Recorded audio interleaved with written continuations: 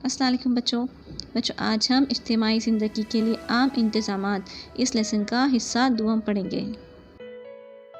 रिश्तेदारों और दोस्तों से रब्ता कायम करने के लिए डाक की खिदमत इस्तेमाल की जाती है। हम दुनिया भर में किसी भी जगह खत भेज सकते हैं। चलिए बच्चों, हम यहाँ देखते हैं कि इमदादे बहामी अदारे किसे कहते हैं।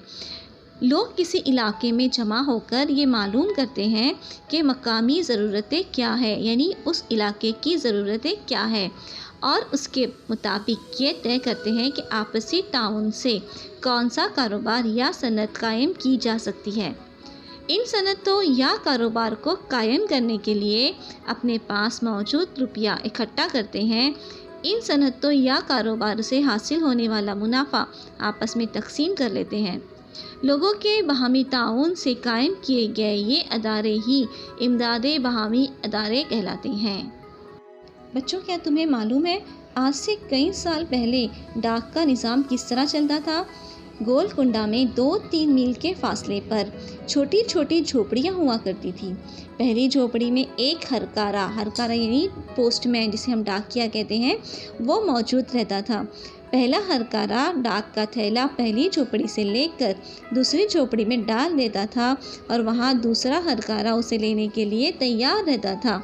वो उसे लेकर फ़ौरन उसके आगे की झोपड़ी में डाल आता। इस तरह डाक ले जाने का काम किया जाता था। ये इंतज़ाम ही डाक का निज़ाम कहलाता था।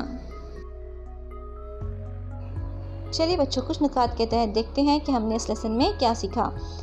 अवामी सहूलतें यानी हम सब के लिए किए जाने वाले इंतज़ामात।